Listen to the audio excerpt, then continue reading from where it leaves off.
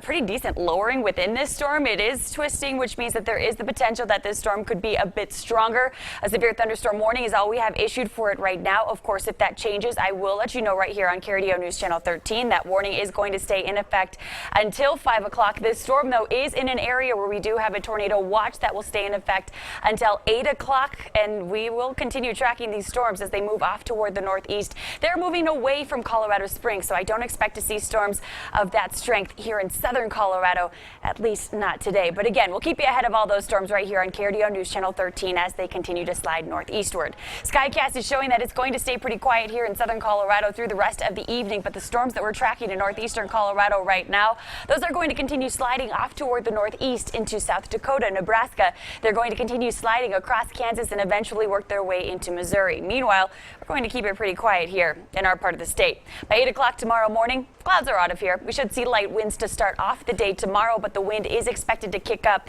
as we take you into tomorrow afternoon. Here's a look at 4 o'clock. We'll kick up the cloud cover, but I do expect most areas to end up staying dry. I cannot completely rule out an isolated storm in the high country or even around the Pikes Peak region, but that should be the exception rather than the rule. We'll keep the clouds in place through about 9 o'clock, but any storm that does manage to pop up tomorrow evening will wind down very quickly, and I do not expect anything to be quite as intense as what we're tracking out there in northeastern Colorado tonight. Low temperatures tonight will be dropping into the 40s and 50s along and east of I-25. High temperatures tomorrow, we are getting into the 70s and 80s, so very warm once again, but with the wind in place, may not feel quite so pleasant to spend a lot of time outside. 76 tomorrow, just a 10% chance we could get an isolated storm. Take a look at Thursday, Friday, though. We are going to drop the temperature noticeably, and we're going to kick up the chance for storms. Could have strong to severe storms in southern Colorado Thursday and Friday, so stick with us. We'll keep you ahead of them. As we head into the weekend, temperatures are back in the 70s. A 20% chance for storms Saturday and Sunday. We'll kick it up to a 30% chance for your Memorial Day, so as you're planning your outdoor activities, just know you may be chased inside as these storms travel overhead. In Pueblo, 84 tomorrow, 75 on Thursday. Low 70s expected Friday with upper 70s on Saturday.